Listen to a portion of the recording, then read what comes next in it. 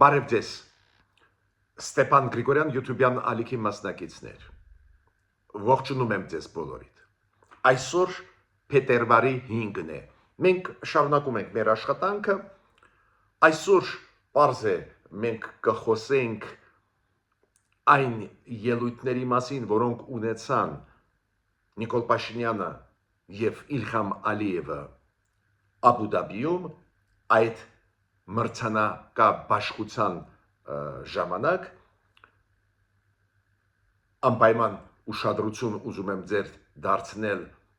այս ելույթների վրա, բացի դրանից հիշում ենք մենք երեք ճիշտ կանխատեսեցինք, որ անպայման կլինի հանդիպում երկկողմ, հանդիպում Հայաստան-Ադրբեջան, Իլհամ Ալիևը կհանդիպի Նիկոլ Փաշինյանի հետ, պարզվեց, որ հանդիպեցին թիմերով, ուրեմն քննարկում լուրջ գնաց, անպայման արդյունքների մասին այս Աբու Դաբիի process-ից անպայման ես այսօր կխոսեմ, երեք մենք ներկայացրեցինք մի մասը այս արդյունքների, այսօր ես ուզում եմ շարունակել այդ թեման, բացի դրանից կարևորագույն իրադարձություններ լինում են աշխարհում, որոնց պարտավոր ենք մենք արձագանքել, խոսքը գնում է նրա մասին, որ հզոր պետությունների ղեկավարները երեք ունեցել են հեռախոսազրույցներ։ Սի Ցզինպինը նախագահ Չինաստանի խոսեց Պուտինի հետ, Ռուսաստանի նախագահի հետ, և դրանից հետո հեռախոսազրույց ունեցավ Դոնալդ Տրամփի հետ, Միացյալ Նահանգների նախագահի հետ։ Շատ ու շատ բաներ աշխարհում կապված են հզոր պետություններից, ամենամեծ խաղացողներից, դա է պատճառը, որ չի կարելի անտեսել կամ ուշադիր չհետևել այս ձևի կոնտակտների, մի քանի մտքերով ձեզ հետ ուզում եմ կիսվել։ Ու երրորդ թեման հայ-ռուսական հարաբերությունների թեման։ Դուք գիտեք, Ալեն Սիմոնյանը մեկնեց Մոսկվա, դա պաշտոնական այցելություն է Մատվիենկոյի հրավերով, Մատվիենկոն դա Ռուսաստանի վերին պալատի սենատի ղեկավարն է, բայց բացի դրանից Ալեն Սիմոնյանը կունենա հանդիպում Սերգեյ Լավրովի հետ։ Ինչ է պատահ, որ նաև Սերգեյ Լավրովի հետ պետք է հանդիպի Ալեն Սիմոնյանը, Ռուսաստանի արտգործնախարարի հետ, եթե Ռուսաստանի արտգործնախարարը ուզում է հանդիպել մերոնց հետ, դուք գիտեք ինչ է ընդունված, կամ հանդիպում է արտգործնախարարի հետ, կամ մեր վարչապետի հետ, հիմա ինչ պատահեց, որ Մոսկվայում Ալեն Սիմոնյանը բացի իր գոլեգաների հետ, պարլամենտի ղեկավարների հետ Ռուսաստանի պետք է հանդիպում ունենա Սերգեյ Լավրովի հետ, դրա մասին կխոսենք, դա ինչ է նշանակում, ինչ վտանգներ է իր մեջ պարունակում։ Ու շարունակող Ռուսաստանի կողմից պրոպագանդիստական արշավը Հայաստանում։ Կարծես թե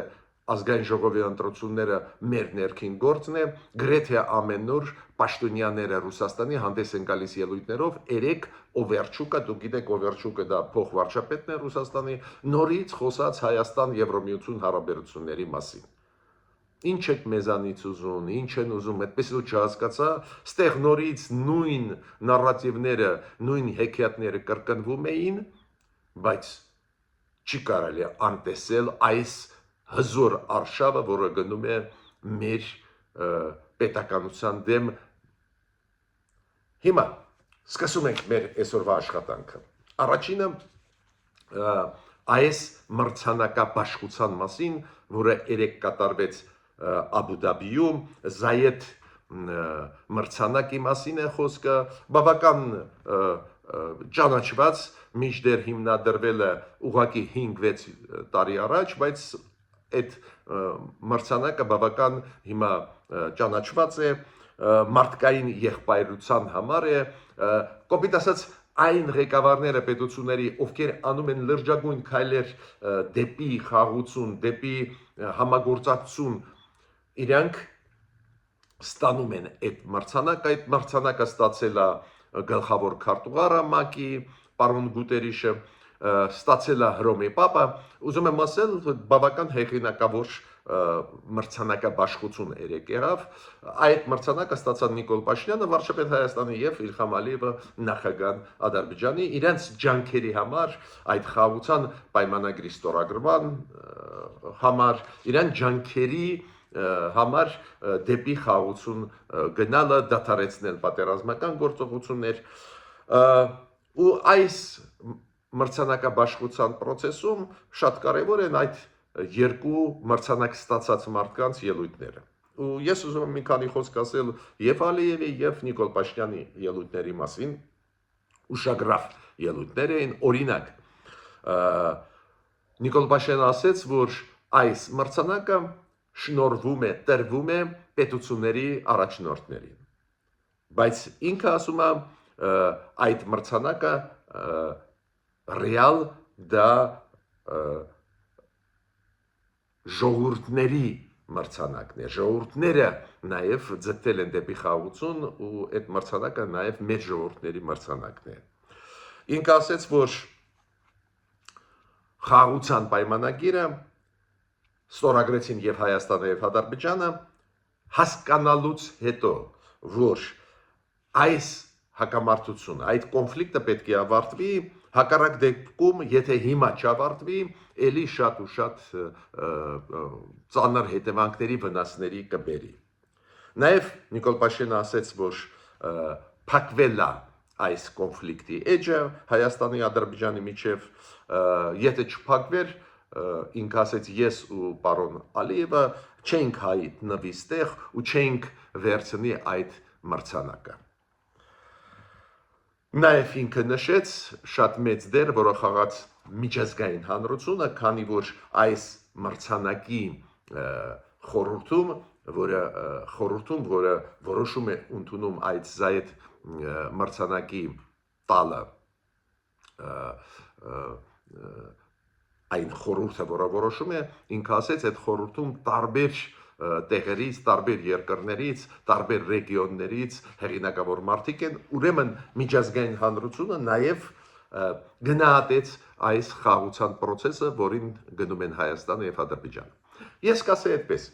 ելույթը իմ կարծիքով շատ լավ ելույթ էր ու ոչ ստանդարտ ելույթ էր։ Ասենք ստանդարտ խոսքեր չկային, շնորհակալություն, որ տվեցիք այդ, այլ Նիկոլ Փաշինյանը շեշտը դրեց նրան, որ այո, առաջնորդներին է այս մրցանակը տրվում, բայց մեր ժողովուրդների նաև դերը կա դրա մեջ եւ այլ։ Մյուսը Իլհամ Ալիևի ելույթը։ Իլհամ Ալիևը ասաց, որ 30 տարի է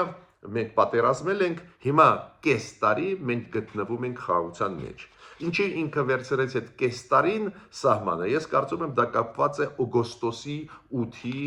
Վաշինգտոնում նախաստորագրած փաստաթղթի հետ։ Ինքը նկատի ունի, որ օգոստոսի 8-ից, երբ որ նախաստորագրել են Ադրբեջանը եւ Հայաստանը Վաշինգտոնում խաղաղության այս պայմանագիրը,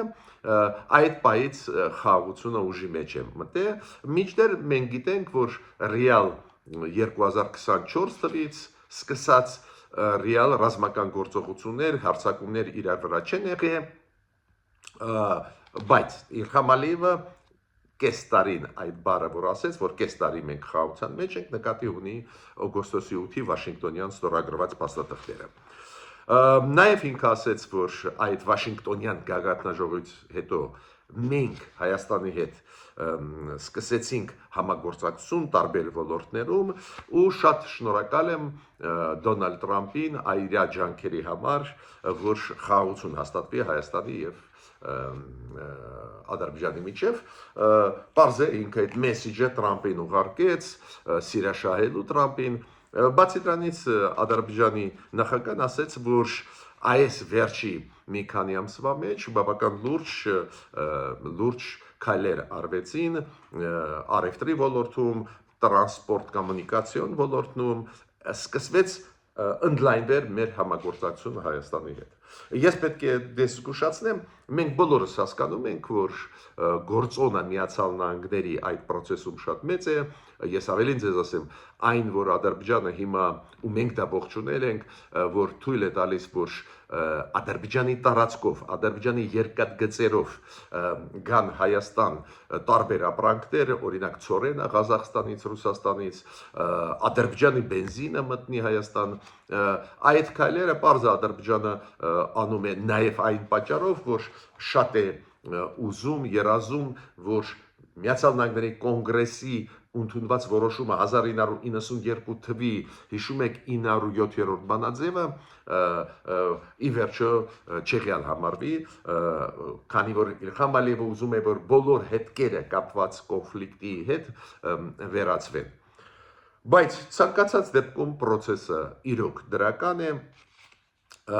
հիշում եք, երեք ես ասեցի, որ կասկած չունեմ, որ կհանդիպեն առանձինել Իլհամ Ալիևը եւ Նիկոլ Փաշինյանը, իրոք հանդիպում Հայաստան-Ադրբեջան եղավ Աբու Դաբիում, միջև այդ մրցանակաբաշխության արարողությանը, ու պարզ է, որ դա շատ կարեւոր է։ Դες կողմերը օգտվեցին այդ պահից ու ավելին պարզվեց, որ թիմերով էին, երկու կողմից էլ գլխավոր դեմքերը, ովքեր զբաղվում են հայ-ադրբեջանական հարցերով կային, Հայաստանի պատվիրակության մեջ կար արտգործնախարարը, մեր անվտանգության խորհրդի քարտուղարը, փոխ վարչապետը, Ադրբեջանի կողմից էլ համապատասխան դեմքեր կային, ու դա շատ լավ է, թիմերով հանդիպեցին, իմիջիալոց այդ հանդիպումից հետո տարածվեց ինֆորմացիան երկու կողմից էլ, նաև Հայաստանի կողմից, ինչ էին քննարկում, այո, բացի պաշտոնական հաղորդումից, պարզ է մենք ինչ ենք հասկանում, հասկանում ենք, որ քանի որ գնաց նաև առևտուրը Հայաստան-Ադրբեջանի միջև, նաև կոմունիկացիաների բացման process-ը սկսվեց, պարզ է այդ բոլոր հարցերը քննարկվում էին, ինչ պետք է արվի, քննարկվեց իմիջիալոց TRIP հարցը, Թրամփ ուղու ծրագրի խնդիրները քննարկվեցին, ուրեմն ինչ եմ ուզում ասել, իմ կարծիքով Աբու Դաբիում շատ կարևոր process էր, ոչ միայն այն, որ գնահատվեց այն քայլերը, որոնք անում են Հայաստանի եւ Ադրբեջանի ղեկավարությունը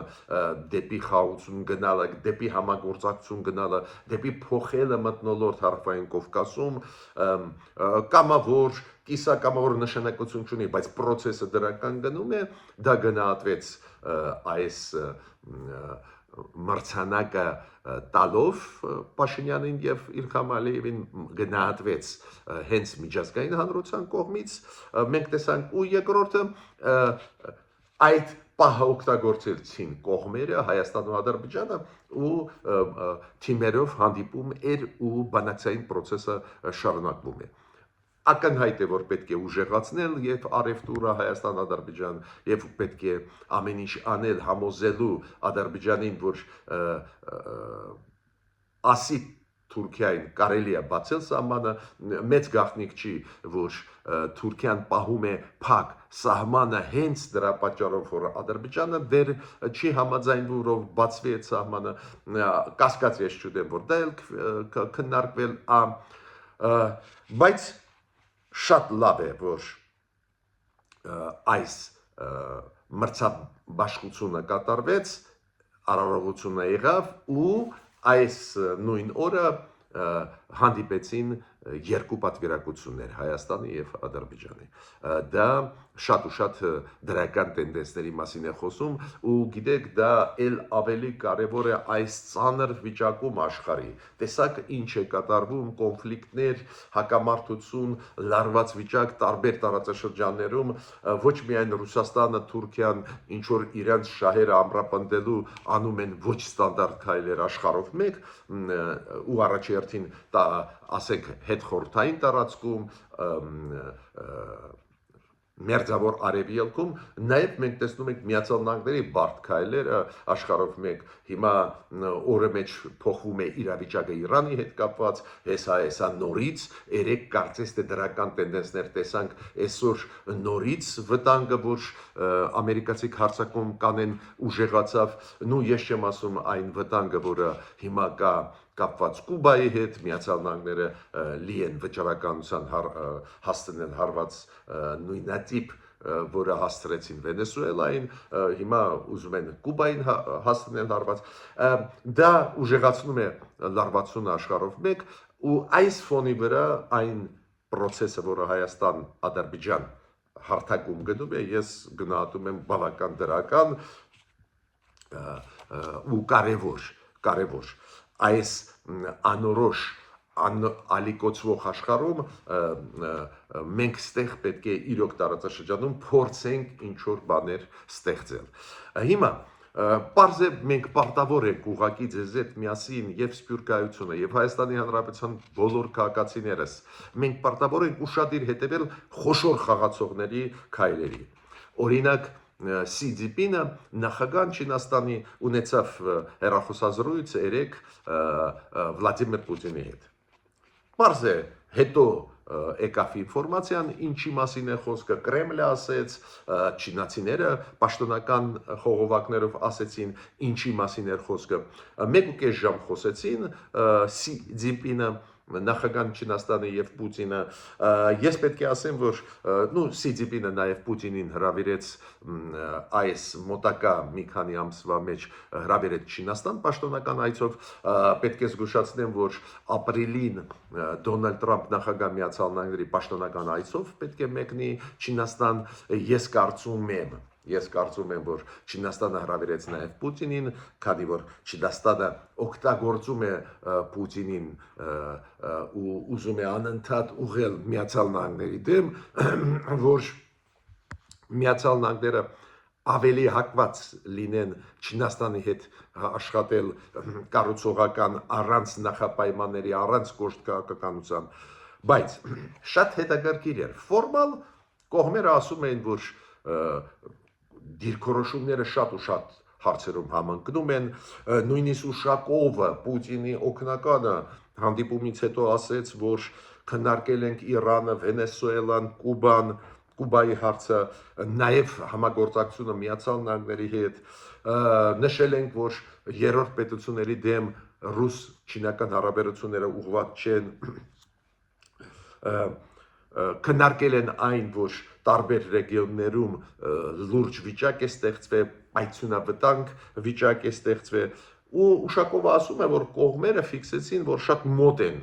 դիրքորոշումները Չինաստանի եւ Ռուսաստանի շատ ու շատ հարցերում։ Մինչդեռ, երբ որ ես կարդացի Չինաստանի պաշտոնական հաշվետվությունը այդ հանդիպման մասին, այնտեղ գրված էր, որ չինական կողմը հատուկ նշեց, որ Չինաստանը, Ռուսաստանը ՄԱԿ-ի անվտանգության խորհրդի մշտական անդամ են, ուրեմն պարտավորություններ ունեն հետևել, որ կայուն լինի աշխարհը, որ Չինաստանը նշեց, որ երկրորդ համաշխարհային պատերազմից հետո ստեղծված իրավիճակը, խաղի կանոնները, ՄԱԿ-ի կանոնադրությունը պետք է հարգվեն, ուրեմն Չինաստանի դիրքորոշումը հարգել ՄԱԿ-ը, հարգել ՄԱԿ-ի խաղի կանոնները անսասան է, ուրեմն այդպես չի էլի, որ բոլոր հարցերում Ռուսաստանի հետ համընկնում են դիրքորոշումները, այդ էլ հաշվի առնելով, որ Ռուսաստանը վարում է Ուկրաինայի դեմ ագրեսիա, պատերազմ, պարզ է, որ միանշանակ այս հարցով այդպես միանշանակ չի, որ համընկնում են դիրքորոշումները, բայց Ռուսաստանը ուզում է օգտագործել այդ կոնտակտները Սինձիպինի հետ աշխարհին ցույց տալու, որ տեսակ Չինաստանի հետ մոտ է դիրքորոշումը, բայց Չինաստանի պաշտոնական հաղորդումը այս հանդիպան, այս հեռախոսազրույցի հետ կապված Սի Պուտին, ես տեսնում եմ տարաձայնությունները լուրջ են։ Օրինակ Չինաստանի կողմից չի ասվել, որ քննարկվել է Կուբայի հարցը, Վենեսուելայի հարցը, չինացիք ավելի գլոբալ հարցերից խոսեցին, որ քննարկվեցին։ Պարզ է Դոնալդ Տրամփը չէր կարող կողք կանգնել, նաև եղավ հեռախոսազրույց ավելի ուշ Դոնալդ Տրամփ CDP-ին, պարզ է, որ այնտեղ էլ նույնատիպ հարցեր քննարկվել են, այդ հասկանալի է, ու Դոնալդ Տրամփը այդ հանդիպումից, այդ հեռախոսազրույցից հետո CDP-ի հետ ասեց, որ լուրջ քննարկում էր մենք շատ գոհ ենք, Դոնալդ Տրամպը սիրում է այդպես ոգևորվել, եթե լավ է անցնում հեռախոսազրույցը կամ հանդիպումը, ու ինքը ասեց շատ հանգամանալից մենք քննարկեցինք հարցեր։ Օրինակ, առևտուրը Չինաստանի հետ։ Ու օրինակ պայմանավորվեցինք, որ Չինաստանը կսկսի առնել նավթը եւ գազը Միացյալ Նահանգներից։ Քննարկվեց Դոնալդ Տրամպը ասեց նաեւ ռուս-ուկրաինական պատերազմը, նաեւ քննարկվեց ռազմական ոլորտի զարգացումները աշխարհում։ Ինչ եմ ուզում ասել, Դոնալդ Տրամպի հեռախոսազրույցը անմիջապես հետո էր Սի Ցզինպին Պուտին հեռախոսազրույցից անմիջապես հետո էր Դոնալդ Տրամփ Սի Ցզինպին ու ստեղ էլ բարձերևում է որ այն քաղաքականությունը, որը վարում է Չինաստանը, հավասարակշռված լուրջ քաղաքականություն, իր արդյունքը տալիս են եւ Ռուսաստանը ուզում է սիրաշահել Չինաստանին եւ Միացյալ Նահանգների նախագահ Դոնալդ Տրամպը շատ բարի խոսքեր էր ասում Սի Ցզինպինի մասին, ասեց մենք ընկեր ենք, ես իրան շատ հարգում եմ եւ այլ եւ այլ։ Ուրեմն հավասարակշռված լուրջ քաղաքականությունը ավելի համապատասխանով միջազգային նորմերի, միջազգային խաղի կանոնների հաճախ տալիս է շատ ու շատ դրական արդյունքներ։ Հիմա ինչ վերաբերում է Ռուսաստանի քաղաքականությանը մեր նկատմամբ, այդ թեմային մենք անդրադառնում ենք ու ես կշարունակում եմ անդրադառնալ։ Պատկերացնում եք, այսօր խոսեց Օվերչուկը, փոխվարչապետը Ռուսաստանի, նորից մեզ ինչ որ հաթաթա են տալիս, ասում են ինչի եք Եվրոմիության հետ աշխատում, այս ինչ ձգտում է դեպի եվրոինտեգրացիա, Եվրոմիությունը ոչ ոքի չի օգնում, ու այդ սախ իրենց նարատիվները լցնում են մեր ինֆորմացիոն դաշտ։ Նորից ստեր, նորից մանիպուլյացիաներ, նորից օրինակ Օվերչուկը ասում է, այս ոնց է Եվրոմիությունը մեզ համարում է թշնամի, Եվրոմիությունը Ռուսաստանին քննադատում է, համարում է, որ Ռուսաստանը պետք է պարտվի եւ այլ, ու դուք Եվրոմիության հետ եք աշխատում։ Դա մանիպուլյացիա է, դա իրոք անբարոյական քայլ է։ Այս Ռուսաստանը Օվերչուկի չի տալիս մեզ զենք, որի համար մենք 7 տարի առաջ տվեցինք փող։ Ու ինքը մեզ ասում է ուրիշների հետ մի կաշխատի։ Ուրեմն էլ ավելի վտանգավոր են Հայաստանի ներսում պրոռուսական ուժերը, ովքեր խաբում են հայ ժողովրդին, ասում են, չէ, Ռուսաստանը ուզում է մեզ հետ աշխատել, խաբում են, Ռուսաստանը չի ուզում մեզ հետ աշխատել։ Ռուսաստանը մտահոգված է, որ մենք կարող է ավելի էֆեկտիվ աշխատենք Եվրոմիության հետ, Միացյալ Նահանգների հետ, Չինաստանի հետ, ուժեղանանք, խելքի գանք, այս մտահոգված է։ Քանի որ պահանջել, որ մենք չաշխատենք Եվրոմիության հետ, դա ոչ միայն տրամաբանությունից դուրս է, զուրկ է, բացի դրանից անբարոյականություն է։ Այ եթե իրանք ունենային հնարավորություն կամ ուզենային մեզ աջակցեին ու մենք այդ աջակցությունից հրաժարվենք, այդ ուրիշ բան է։ Բայց Հայաստանը պատրաստ է նաև Ռուսաստանի հետ աշխատել, իմիջիայլոց ես այս մոտեցումների հետ մեր կառավարության այդքան էլ համաձայն չեմ, ես համարում եմ, որ Ռուսաստանի հետ պետք չի աշխատել, վտանգավոր է, իրանք անընդհատ ուզում են բռնացնել մեզ ու հարվածել, նսեմացնել, բայց կառավարությունը այսօրվա Հայաստանի բավական կառուցողական է, աշխատում է Ռուսաստանի հետ, բաց է, ասում է, ինչ եք ուզում, եկեք աշխատենք, բայց Ռուսաստանը չի ուզում։ Ու տարածում են ֆեյքեր ստեր, որ իբր Հայաստանը չի ուզում։ Ես միջած ուշադրություն դարձրեցի նրա վրա, որ գիտեք, Ալեն Սիմոնյանը գտնվում է հիմա Մոսկվայում հրավերով Վալենտինա Մատվիենկոյի Ռուսաստանի վերին պալատի սենատի ղեկավարի։ Պաշտոնական այցելություն է 3 օրվա ու ուշադրություն դարձրեցի, որ իր օրակարգում նաև կա հանդիպում Սերգեյ Լավրովի հետ, արտգործնախարարի հետ։ Ես չեմ ասում ընդհանրապես ընդունված չի, բայց դուք գիտեք, եթե արտգործնախարարը Ռուսաստանի ասելիք ունի մեզ, ինքը կարող է հրավիրել, հանդիպել Արարատ Միրզոյանի հետ, արտգործնախարարի հետ Հայաստանի։ Ինչի է ինքը ուզում հանդիպել Ալեն Սիմոնյանի հետ, Ալեն Սիմոնյանը իր գործընկերներ ունի եւ աշխարհով մեկ եւ Ռուսաստանում։ Իդեմս Պետդումայի նախագահի, իդեմս Սենատի, վերին պալատի Ռուսաստանի պարլամենտի նախագահի, ինչու պետք է այս հանդիպումը։ Ու ես չեմ բացառում, որ նորից կշարեն այս պահանջները Ռուսաստանը մեր արչև, որ չաշխատեք սրանց հետ, չաշխատեք նրանց հետ, այս ձևի բաներ իրավունք ունի, գիտեք ով ասել, ով աջակցում է պետության, ով իսկական դաշնակիցն է, բայց Ռուսաստանը ոչ միայն չի աջակցում, նույնիսկ մեր մուծած փողերով այդ զենքը չի տալիս մեզ։ Ուրեմն շատ վտանգավոր զարգացումներ են գնում, ես չեմ բացառում, որ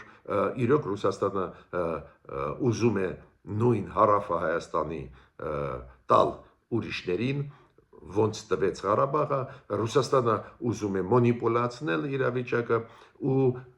կոչ եմ անում ուշադիր հետևել այս հայտարարությունների, որոնք գրեթե ամեն օր անում են պաշտոնյաները Ռուսաստանի։ Մեր պետության դեմ ուղված, մեր սուվերեն իրավունքի ընտրել պարտներներին, գործընկերներին դեմ ուղված։ Ես ավարտեցի իմ այսօրվա ելույթը, միջ նոր հանդիպումներ։